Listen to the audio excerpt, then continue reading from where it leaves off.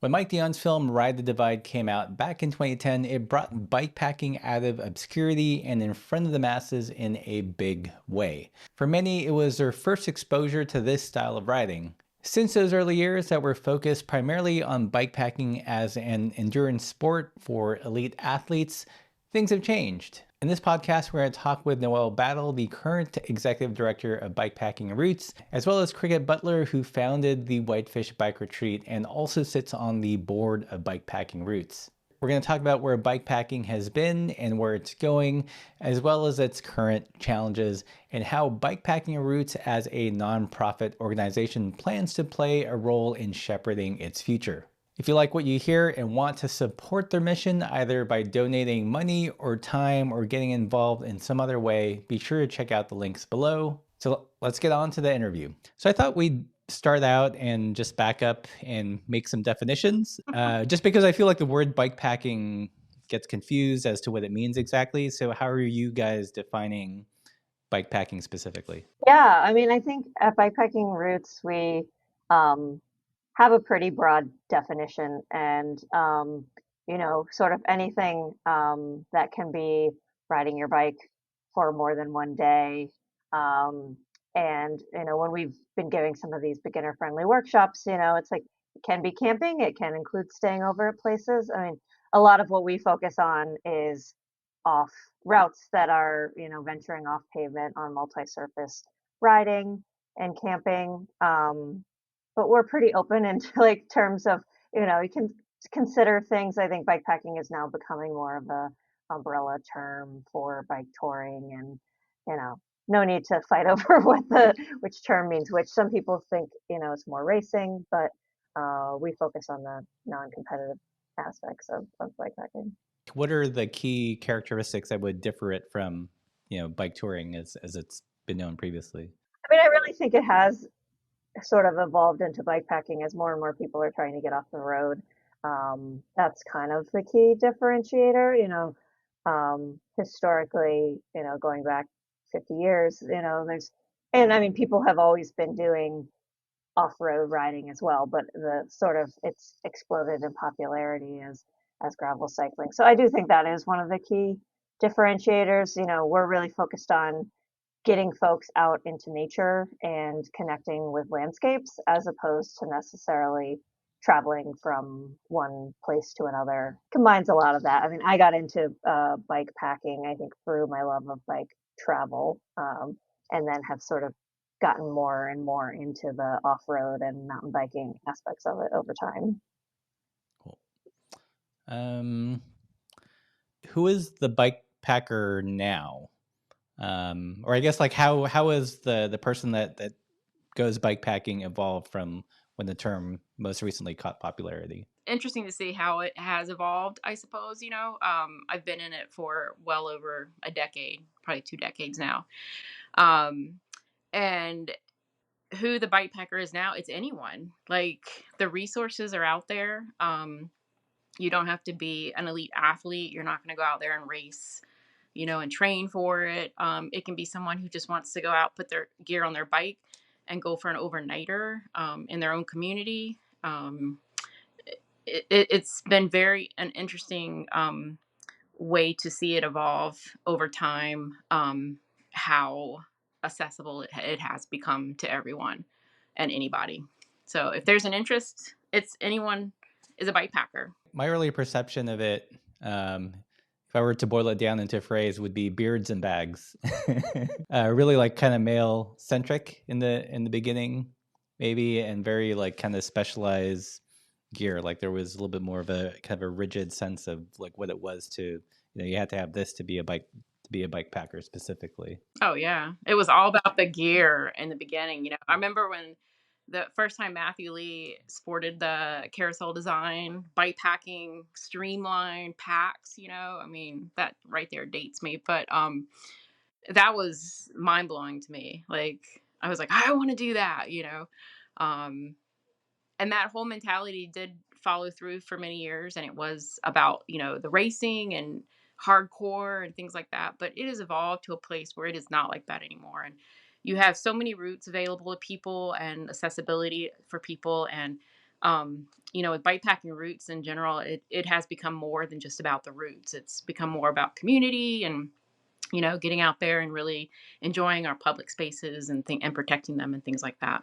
And I think just, yeah, we're trying to help spread the word and, uplift those different types of folks that are out there bikepacking. So changing the narrative a little bit of the, stories that were just people going to epic locations and doing these long distance trips. And yeah, maybe someone who is a super skilled mountain biker and has been camping backcountry for their entire life. And now we're all about lowering barriers and working with, yeah, showing more diversity out there through all, different identities getting out and sort of uplifting those folks to change the narrative that um, really anyone can do this. Why do you think that's important to do? We work with a lot of groups, uplifting other groups like Radical Adventure Riders or All Buddies on Bikes who are focusing on specific populations. But yeah, we really want to just include more diversity and sort of support all folks to have those opportunities and folks that haven't been as exposed to this, this type of backcountry riding or camping, like need a little bit more community support to be able to do that. I agree with you, Noelle. Like, it's the community bringing out all these people that I normally wouldn't have met or ridden with. Like, I have more people to ride with now. Like, in the beginning, it was like no one knew what I was doing. They thought I was a freak, except for a handful of people. And now it's like, it's awesome. I can call someone up and we can go bike pack, or, meet somewhere and go bike pack. It's so, like I said, accessible. So for kind of the casual person that's just searching online for a route to do, a bikepacking route to do online, how does a route that you guys put together as bikepacking routes differ from something that's just on bikepacking.com or adventurecycling.com? We have a lot of similarities, and I think in terms of things we're putting out, um, we are looking to do more, have more routes in more places, I think, which is um, something I'm super excited about. That not necessarily just the most scenic places, which I think has been where a lot of bikepacking routes have focused.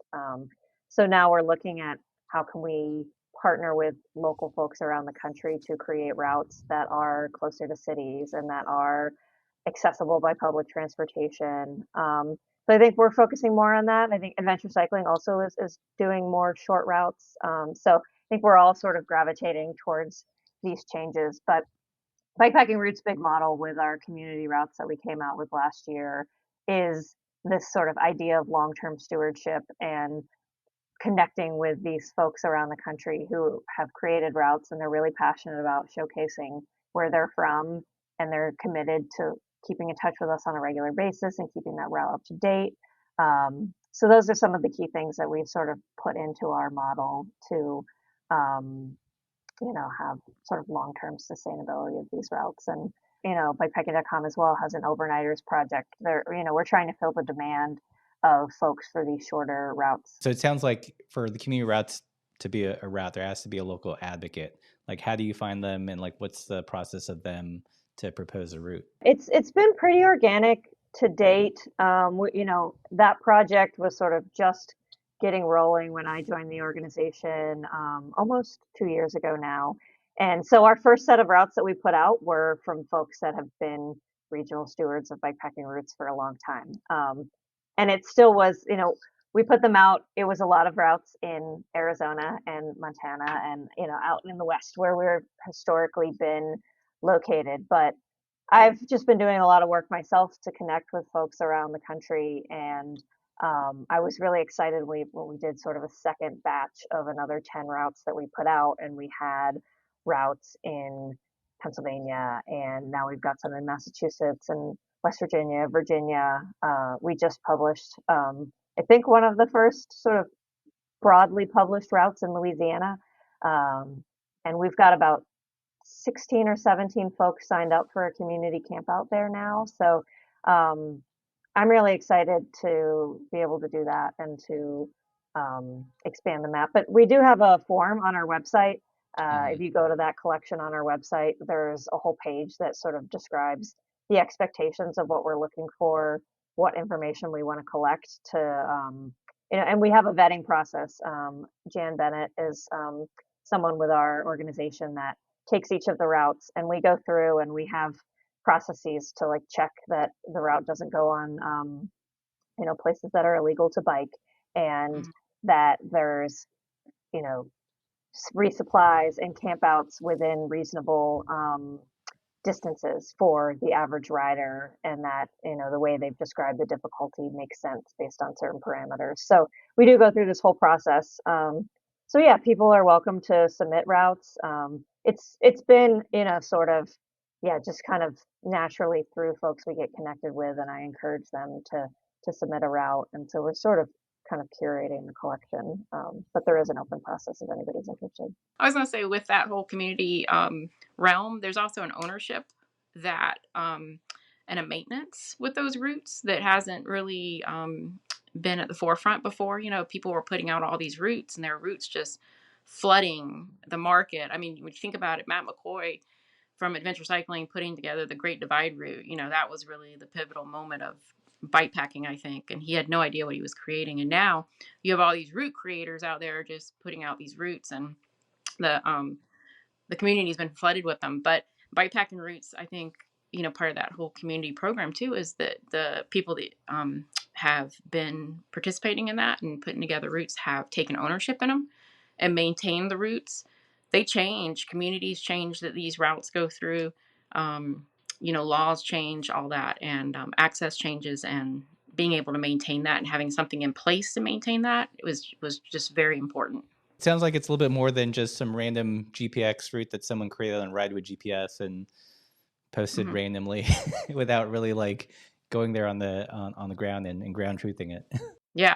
I mean, times have we ridden something from Ride with GPS and you're like, oh, private land, gate, don't cross, you know, should I go or not? The routes that you ride, you know, with bikepacking routes is definitely, and with the community in general, I think has grown to be more aware of access. Speaking of community, like how much interaction does bikepacking routes have with like the host communities that a route might go through? Is there much, or it depends on the route? Again, some of our community routes, the stewards might have different levels of engagement there. But we have, gotten more into, we did some projects directly with local communities in the last year. We worked alongside Experience Fayetteville and Northwest Arkansas to create a route network, and we are, the aspects of route creation to support rural communities and economic development is a really important piece, whether we're working directly with those agencies or not. But similarly, in Southwest Virginia, one of our route creators, David Landis, created a route in a county that didn't have a lot of opportunity for economic development down there, and this route crosses the county and connects to really important rail trails. And it was cool when we went down to ride the route. Every local business was super excited for us to be coming, and they all knew about the route, and they had the little pamphlets. So I think we definitely work to encourage folks to take the time to meet local folks. I think Cricket's really good about doing that when she rides. She's been, it's great to have Cricket on our board because she's excited to go out and scout and check on any routes that we have, and has been doing that, making new connections with folks along the way.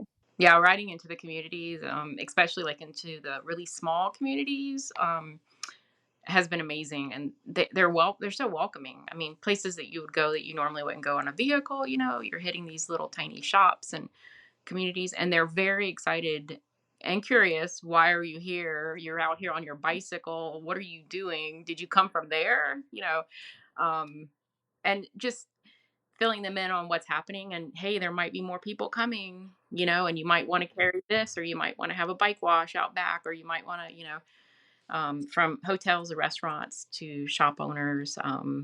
Yeah, it's been amazing. The St. Joe, like Laura was telling me, so St. Joe Sampler is a community route, and it was who was the main proponent of it? Yeah, Joe It's Ryman Snyder.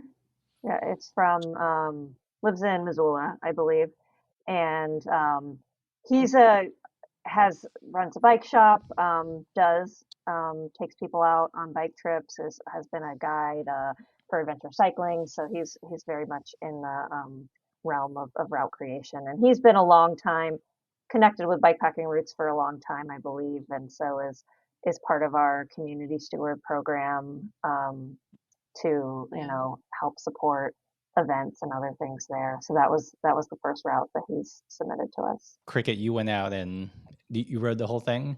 I did. I did. I got back from the Western Wildlands route, and I had about a couple weeks here, and I started going stir crazy, and I was like, I gotta ride something close. And I'm usually I like to go from point A to point B. I like long, extended trips for sure. But this was one of my first short routes, and I have to tell you, I was blown away by it because it took me like 3 days. And Russ, you'd be very proud of me. I took my fly rod Nice. and the little thing that you gave me, like, I don't know, a decade ago, Yeah. the little fly kit, and caught fish along the way. It had a lot of history. It went along the Hiawatha Trail. It went through a really amazing community of Avery and Wallace. It was just a really well-rounded and put together route. And those 3 days, you could take 4 days if you wanted to. You could probably do it in 2 days. There were just lots of options with it. And I think a person of any ability would enjoy it. There was some hike a bike on it. There was smooth gravel roads, amazing, friendly people. It had everything to offer. And for me, that got me really excited about riding more community routes. And I'm actually heading to Louisiana after the new year and riding that route. I'm going to miss the camp out. I'm very sad about that. But I have a couple friends who are going to meet me down there and ride the Louisiana one. And then I'm going to hit Texas. Like, now I kind of want to go all over the country and like ride these shorter routes. Did the communities know bike packers traveled through?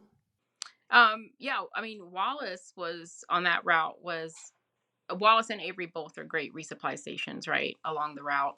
Um, the history around Wallace and the mining and all that was very interesting to learn about, and it was just a really welcoming little community. Um, and the people at the local coffee shops there that I went into one because I had to. Um, were super friendly and super inquisitive about what I was doing. I had this loaded up bike out there. Where am I going? And then Avery was just, I don't know if anyone's ever been to Avery. It's not easy to get to. It's way out there. The easiest way to get there is probably ride your bike. That place was just amazing. It's basically a store that had pretty much everything you needed, from food to a small restaurant and some little gear stuff, a fly shop, and then probably just a lot of retired community folks there, but super friendly. Yeah. Did you go to the fly shop in Avery? Of course. He's a cyclist. So he has a challenge where if you ride from the fly shop to the Montana border and back, he'll put your picture on the wall. Oh, I didn't see that. Yeah. I didn't see that. What do you guys think is the biggest challenge that bikepacking faces today? Just I think as we were talking about connecting with the communities, I think that's really important and making sure that bike packers as a whole um, are respectful of the places that they travel and um, to kind of maintain those positive relations as people are out and it becomes more and more popular. I think that's something that we very much focus on and thinking about leave no trace principles and um, making sure really encouraging people not to camp on private property and things like that. So I could see that being somewhat of a challenge, and I think just um, yeah, giving people consistency in resources for folks that are new into the sport to try to encourage them to have, a good experience. And, um, so I think that's where, for folks that are looking for sort of a curated route, kind of going to some of these sources that have a bit more materials and information to kind of prepare you for a trip is useful. Not really. I mean, a lot of the barriers have been taken away. If you think about the way it all started, it was hard to find information and routes and gear. All that stuff now is like so accessible on the internet. We've made just this amazing network of information that's available to everyone.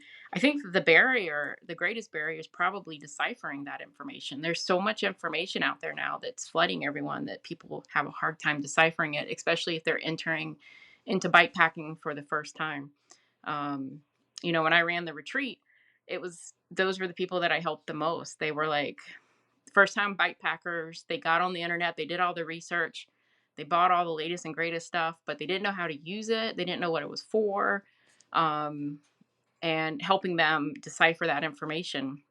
So I think the information is good.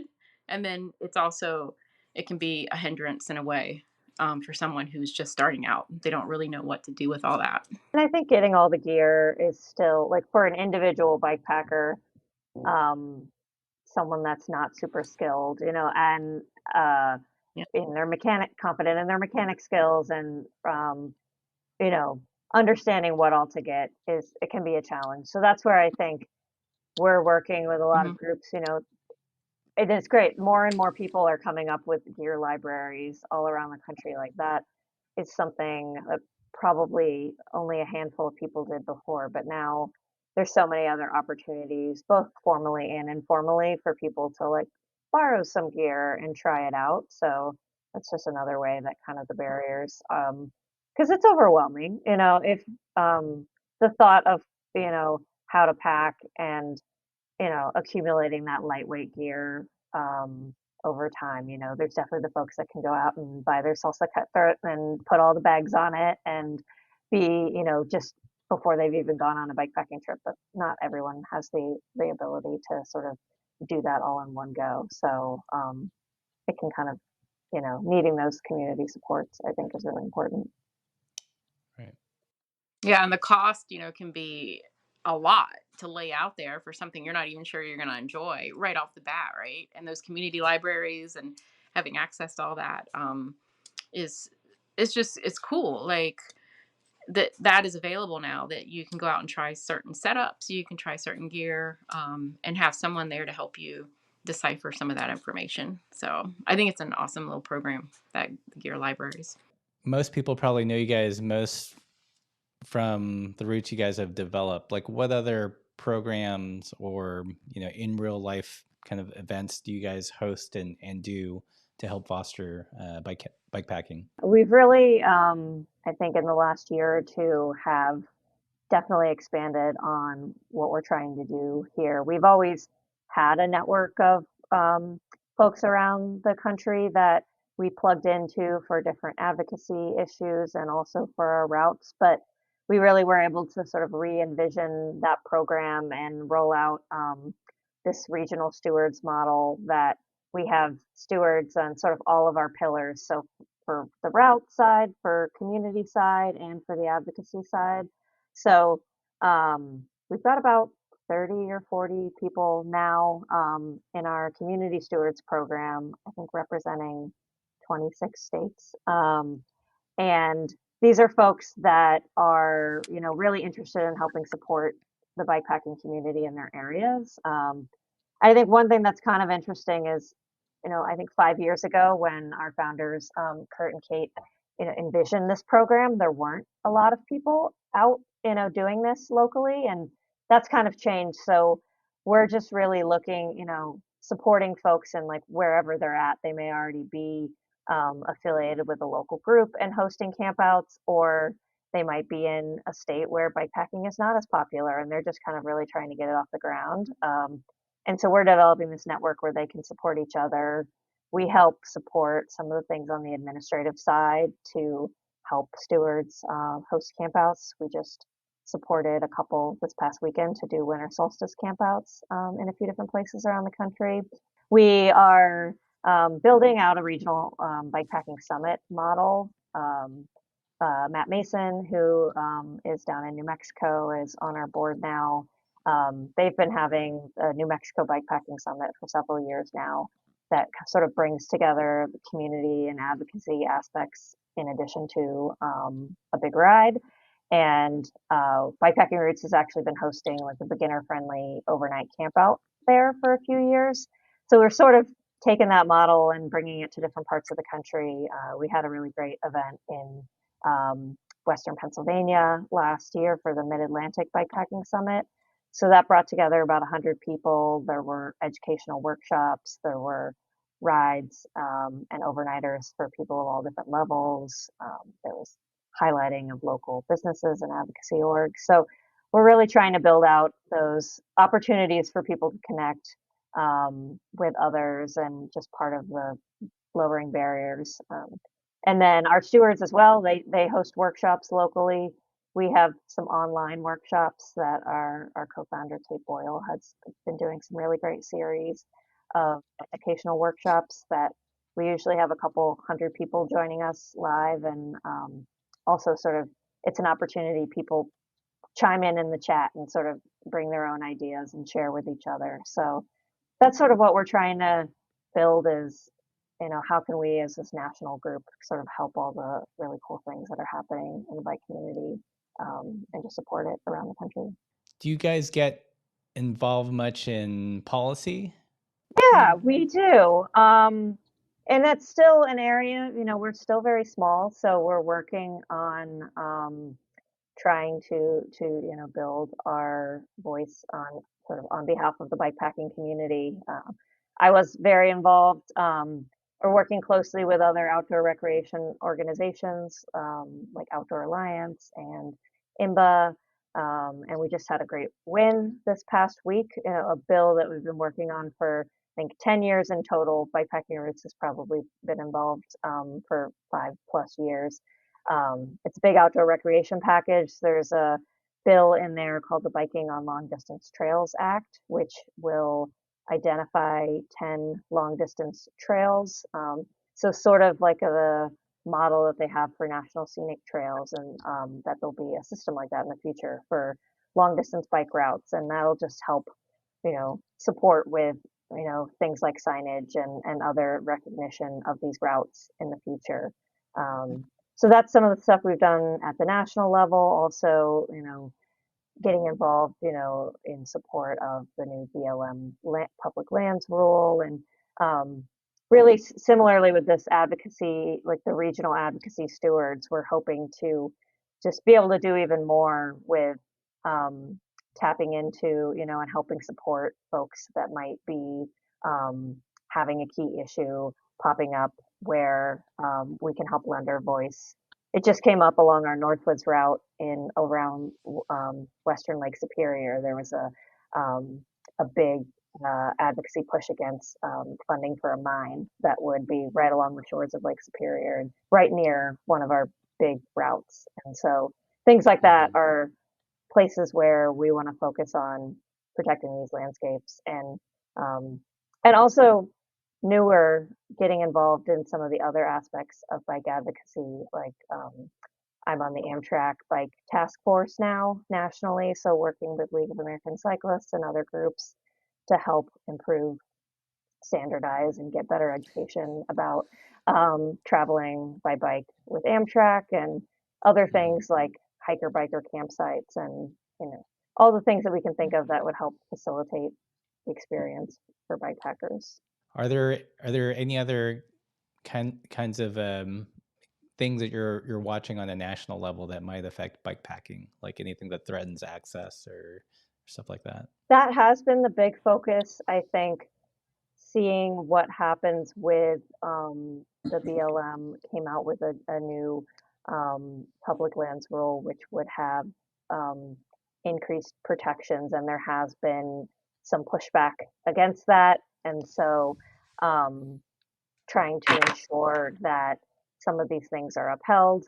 I think in the with the new administration coming in, we know that they were trying to uh, get rid of some of the national monuments, and or move these lands to the states, which then they could potentially become privatized.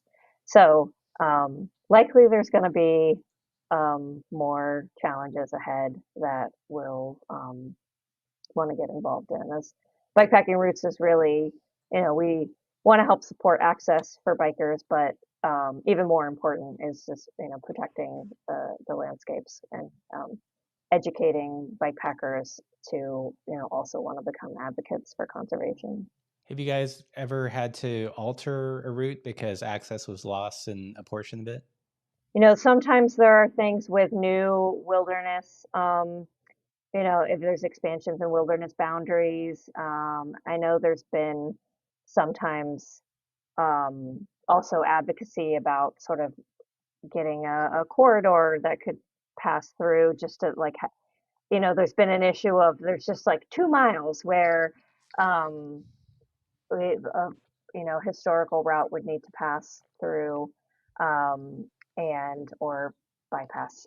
Um, so I don't have any great examples off the top of my head, but that is something that, why we have these ongoing stewards to kind of keep apprised of that and things. I'm sure there have been changes. Yeah, I think that's one thing that a lot of people don't realize is that routes are actually fairly dynamic. It's not set in stone. Even with like adventure cycling routes, some of the routes were mapped out in the 70s when the traffic was a lot lower and there weren't developments, and it was great riding back then. But now, because of how the built environment has changed, like the route has to change. It's dynamic. It's constantly changing. Yeah, I saw that. I just recently did the Southern Tier on Adventure Cycling Association a few years ago, and like population centers have changed. The roads that probably used to be country roads are like main arteries into these population centers. And then there's no bike access and some of it was quite dangerous actually. So, I mean, that's a giant route, right? It's hard to maintain that. But it is very important to, I think, realize what you said. Like, it is a dynamic thing. It is growing and changing, and our our world is changing, and to stay on top of that and have these routes be able to have that dynamic ability is it's key. Oh, I was going to say, yeah, there was one just recently, I think, on our Western Wildlands route down in southern Arizona. We had a route going on one of like a trail where bike access was okay, and when we vetted it, but then, since then, yeah, the sort of situation with private property has changed, and there are now fences up with signs, and so we have to then we have a couple folks down in that area and have them sort of go scope it out, see what the best workaround is, and then put up an update on our site to let folks know not to pass through that area. And just being good stewards of those routes too, like as a writer, having that sense of responsibility to for the next person behind me who is going to hopefully have the same experience I'll have. So every community you go through, or like bikepacking routes, for example, on the Western Wildlands route, we went through some res lands and things like that, and it's like, as a rider, as a bike packer myself, just having that sense of ownership and responsibility to um, be aware of the lands that you're passing through. That access was negotiated initially, right, to be able to go through the reservation. Yeah, and I think it was one of the first times that's a route has been allowed to pass through that, and I think that was a potentially a multiple year process of developing those relationships and the trust to allow that. And there are some permits that folks need to pick up a permit and clear specifications on when you're passing through Navajo Nation land, like you can't just camp anywhere, and to really respect those guidelines. So you guys are a nonprofit. If you had infinite funds one day, like what would be the first one or two projects that you'd want to tackle or start or see to fruition? It's really being able to build out the model that we're doing now to be able to do it really well. I think it's nice we're able to be a sort of nimble organization. We have a quite a small budget. I'm the one full-time staff, so I'd love to have a few more people on board, and but really to be able to just continue building this network of stewards all around, and um, being able to do more on the advocacy side, I think for sure that's always been a key part of our mission, that we've had to be just a little bit reactive in time because we don't have the capacity for someone to really be tracking what's happening all over the country, and supporting those local land management challenges. So I'd love to have more capacity there. I think um, over time, continuing to build great routes and partner with people. I think we're sort of, yeah, really focused on, quality over quantity, but continuing to have new epic route projects in addition to, lots of local accessible routes. Also the route expansion for sure, and like we're starting to break out into Canada, and seeing more of a global reach, I think would be really cool. But in order for that to be successful, having that infrastructure in place, with Noelle and what she does, and within that realm is super important. So I think having all that infrastructure in place and having that quality infrastructure built before you just blow out routes everywhere, um, is super important. But I'm excited about more and more routes. Like it's fun to go ride. And now that I'm retired, yeah, I can go ride all the time. Nice. Yeah. Well, tell us the different ways that people can support the organization. Like how can people help? Like if they have no money or if they have, a check to write, what can they do? Yeah, I mean, we are pretty much about 70% of our support comes from smaller, individual donors. So if folks are able to support that way, there's, our website. We're running, an end of year campaign right now, looking to raise funds for next year. If this is something you're passionate about and you don't have monetary support to give, just continuing to spread the word about what we're doing, encouraging your friends to follow us on social media or sign up for our mailing list. Um, we're really growing. I think I've been really focused on spreading the word about bikepacking routes all across the country. I think we historically have more awareness of folks in the West and Southwest because that's where our routes were. But there's a lot of excitement to expand to other places, and so we're still just getting out the word that we exist and that we're another resource for folks that are interested in bikepacking information. The reason that I was drawn to bikepacking routes to begin with, I since its inception or conception, since Kurt and Kate, I was around when they first began. Um, they've kept it true. Like it's still a nonprofit. We're never going to charge for. I'm never going to say never, but we're charging for routes and things and information is not what it's about. And I've always liked that message, and just being able to spread that um, throughout the community is what I keep hoping for. Yeah, we've made we made some strategic decisions recently to, you know, um, as we're putting our routes on Ride with GPS, and that we are just want to put them out there for free. And we do have some great guidebook resources that folks could buy, but um, we are leaning more towards the open access, and that our events, a lot of these campouts are free or optional donation based. Our summits will probably have a small ticket cost, but we're still, keeping it very affordable. So that just means we definitely rely on the support of folks that are able to donate and support our organization on an ongoing basis.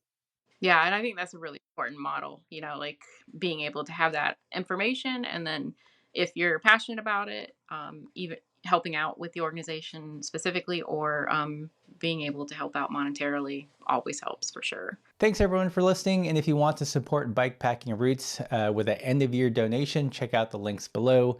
And if you want to support our YouTube channel and give us the means to keep providing cycling content that doesn't just focus on watts and racing, join us on Patreon. That is the best way to do it. It gives us an operating budget so we can buy gear to test and hack around with. Or if that's too much of a commitment, pick up a shirt or a sticker. We've got some new caps in the merch store. Happy holidays, everybody. Thanks for a great 2024. See you next year. And as always, keep the supple side down.